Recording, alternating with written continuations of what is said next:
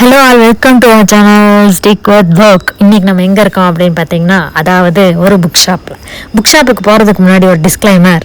நம்ம குவாலிட்டி இன்றைக்கி மட்டமாக இருக்க போகுது. ஓகே, கையில் மொபைல் ஃபோனை வச்சுட்டே சுற்றிட்டே எடுத்துகிட்டு இருந்தேன் வீடியோ. ஸோ நம்ம போனது அப்படின்னு கேட்டிங்கன்னா, மலேசியாவில் குலாலம்பூர். அங்கே போனோம்னா நம்ம குலாலம்பூர்னு தான் சொல்லுவோம், கோலாலம்பூர்னு சொல்ல மாட்டோம், குலாலம்பூர். சரி, எதுக்கு இப்படி பேசிகிட்டு இருக்கேன்னு தெரில, சரி அதை விடுவோம். ஓகே, மலேசியாவில் கோலாலம்பூரில் பெடலிங் ஸ்ட்ரீட், அந்த சைனா டவுன்னு நிறைய நமக்கு வந்து ஒரு ஷாப்பிங் பண்ணுற ஏரியா இருக்குது. அந்த ஏரியாவுக்கு ரொம்ப பக்கத்துலேயே இருக்குது இந்த புக் ஷாப்பு. எனக்கு ரொம்ப சுத்தமாக டைமே கிடைக்கல. என் மண்டையும் என் மூஞ்சையும் பார்த்தாலே தெரிஞ்சிடும், அவ்வளோ தூரம் டயர்ட். அன்றைக்கி ஃபுல்லாக செம்ம ட்ராவல் பண்ணி கரெக்டாக புக் ஷாப் க்ளோஸ் பண்ணுற நான் போய் விசிட் பண்ணதான் இந்த புக் ஷாப்பு. இல்லை ஒருவேளை அதையும் நான் மிஸ் பண்ணியிருந்தேன்னா கண்டிப்பாக என் வாழ்நாளில் மறுபடியும் இந்த புக் ஷாப்பை நான் போய் பார்த்துருக்கவே மாட்டேன். ஸோ அப்படி நான் ரொம்ப ஈகராக வெயிட் பண்ணி தேடி போய் கண்டுபிடிச்சி பார்த்த புக் ஷாப் தான் இது.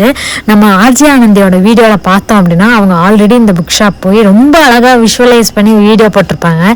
இன்கேஸ் நீங்கள் இன்னும் அந்த வீடியோ பார்க்கலன்னா ஆர்ஜி ஆனந்தியோட யூடியூப் சேனலில் போய் பார்த்துட்டு வாங்க.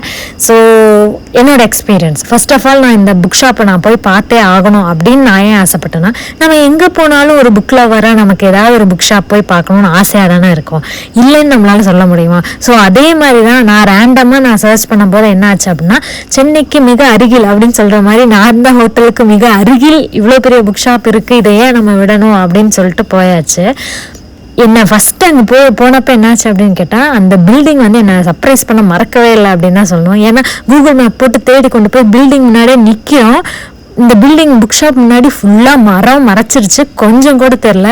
இங்கே தான் காட்டுது கூகுள் மேப்பு, எங்கடா காணாமே அப்படின்னு சொல்லிட்டு அந்த ஜன்னலில் லைட்டாக தெரியுது புக்காக இருந்தாலும் ஒரு ஏதாவது ஒரு ரெஃபரன்ஸ் கேரக்டர் கேட்டுப்போன்னு சொல்லிட்டு அங்கே ஆப்போசிட்டில் அந்த கடையில் இதுதான் இந்த எக்ஸஸ் புக். ஆக்சுவலாக இந்த புக் எக்ஸஸ்ன்றது ஏதோ ஒரு நம்ம பென்குயின் பப்ளிகேஷன், பென்குயினில் இன்னொரு புக் ஷாப்லாம் இருக்கும்ல, அந்த மாதிரியான புக் ஷாப் போல். ஸோ இந்த புக்கு கடை பேர் வந்து ரெக்ஸ் கேஎல் அப்படின்றது தான் புக் கடை. பட் ஆனால் புக் எக்ஸஸ்ன்னு எதை சொல்கிறாங்க அப்படின்னு எனக்கு தெரில.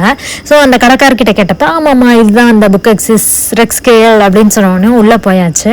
போனோடனையும் அங்கே போய் பார்த்தா, நம்ம ஃபோட்டோ எடுக்க வந்திருக்கோன்னு பார்த்தா அங்கே கடை சாத்துற நேரம் 9:45, 10 மணிக்கு கடை சாத்திடுவாங்க. 9:45 போய் பார்த்தா அங்கே கிராஜுவேஷன் ட்ரெஸ் எல்லாம் போட்டுக்கிட்டு ஃபோட்டோ ஷூட் எடுத்துகிட்டு இருக்காங்க. இங்கே ஆக்சுவலாக என்னென்னா, இந்த பில்டிங்கில் நடுவில்லாம் பசில் மாதிரி கேப்பாக தெரியுதுல்ல, அது புக்கு வைக்கிறதுக்கு ஸ்பேஸ் விட்டது கிடையாது, நம்ம அந்த ரேக் மேலே ஏறி உட்காந்து ஃபோட்டோ எடுக்கிறதுக்காக விட்ட ஸ்பேஸு.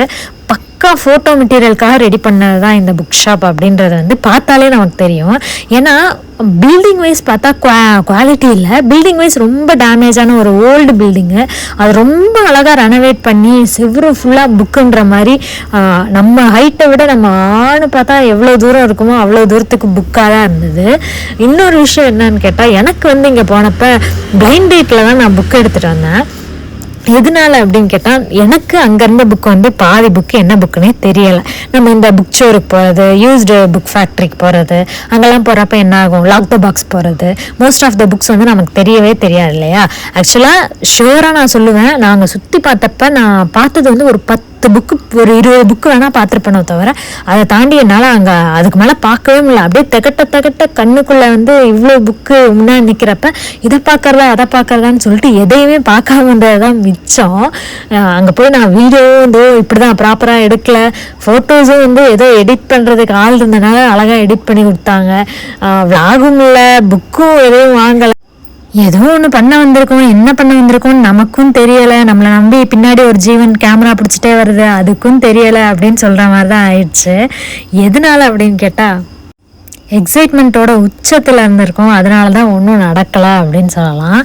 ஸோ இங்கே நிறைய பேர் ஃபோட்டோவை எடுக்கலாம் வந்திருந்தோடனையும் அவங்களெல்லாம் பார்த்துட்டு ஒரே அது என்ன சொல்கிறதுனே எனக்கு புரியலை, ஒரு வார்த்தைகளே கிடைக்கல அப்படின்னு தான் சொல்லணும். ஸோ இந்த புக் ஷாப் பார்த்தீங்க அப்படின்னா ஒரு பசில் மாதிரி இருக்குது, கேலரியா ஏதாவது ஒரு ஆடிட்டோரியமை வந்து ரெனோவேட் பண்ணி கட்டின மாதிரி இருக்குது. இங்கே வந்து பசில் மாதிரி எல்லாத்தையும் ரெடி பண்ணி வச்சுருக்காங்க. இங்கே எங்கே போகிறோம் எங்கே வெளியே வரோம் அப்படின்னு ஒன்றுமே புரிய மாட்டேங்குது. திடீர்னு நம்ம வந்து ஒரு பக்கம் வெளியே வரும்போது பார்த்தா அந்த ஒரு மெயின் ஏரியாவுக்கு வந்துடுவோம். அங்கே ஃபுல்லாக பார்த்தா வானத்தளவுக்கு அங்கே எவ்வளோ ஹைட் இருக்கோ அந்த ஹைட் அளவுக்கு ஃபுல்லாக புக்கை வச்சு அடுக்கி வச்சுருப்பாங்க. நான் சொன்னேன்ல, இந்த புக் ஷாப்பில் வந்து எங்கேயாவது போயிட்டு வெளியே வரும்போது ரொம்ப அழகான விஷயம் இருக்கணும். அது இப்படி தான் ஒவ்வொரு டைமும் எக்ஸைட் ஆகிறப்ப திரும்பி பார்த்து கேமரா பின்னாடி வருதா அப்படின்னு சொல்லி செக் பண்ணிட்டு பாருங்க அங்கே கவர் பண்ணுங்க அப்படின்னு சொல்கிறப்ப நம்ம கேமராமேனும் பிரமாதமாக கவர் பண்ணி கொடுத்துருக்காங்க நமக்கு. கீழே பார்த்தீங்கன்னா ஒரு கேமரா வச்சுட்டுலாம் அவர் ஃபோட்டோ எடுத்துகிட்டு இருப்பாரு. பக்கா ஃபோட்டோ ஸ்பாட் தான் போல. அதுக்கப்புறம் நான் இந்த புக் ஷாப் வந்ததுக்கப்புறம் தான் இன்ஸ்டாகிராமில் தேடி பார்த்தா பக்கா ஃபோட்டோ ஸ்பாட். இங்கே எடுக்கிற ஃபோட்டோலாம் வந்து பிரம்மாண்டத்தின் உச்சமாக தான் இருக்கும் அப்படின்ற மாதிரி இருந்தது.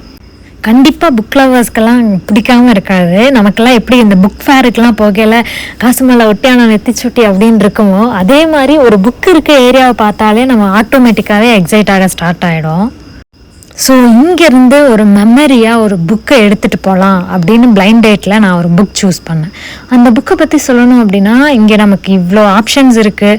நம்ம ஏன் போய் பிளைண்ட் டேட்டில் எடுக்கணும்னா, நேரமில்லை, மூளை ஒர்க் ஆகவில்லை, இந்த மாதிரி நிறைய காரணத்தினால நம்ம பிளைண்ட் டேட் போயாச்சு. முழுக்க ஒரு மெமரிக்காக எடுத்து வச்சாச்சு அந்த பிளைண்ட் டேட்டை. அந்த பிளைண்ட் டேட் புக்கில் என்ன எழுதியிருந்தது அப்படின்னு கேட்டிங்கன்னா, ஃபஸ்ட்டு ஒரு லைன் வந்து ரொம்ப பிடிச்சிருந்துச்சு, ஃபைண்டிங் ஹாப்பினஸ்ன்னு இருந்துச்சு. செகண்ட் லைனு லூசிங் ஜாப்ன்னு இருந்தது. ஓகே, இதுதான்டா நம்ம எடுக்க போகிறோம் அப்படின்னு சொல்லிட்டு அப்படியே எடுத்தாச்சு.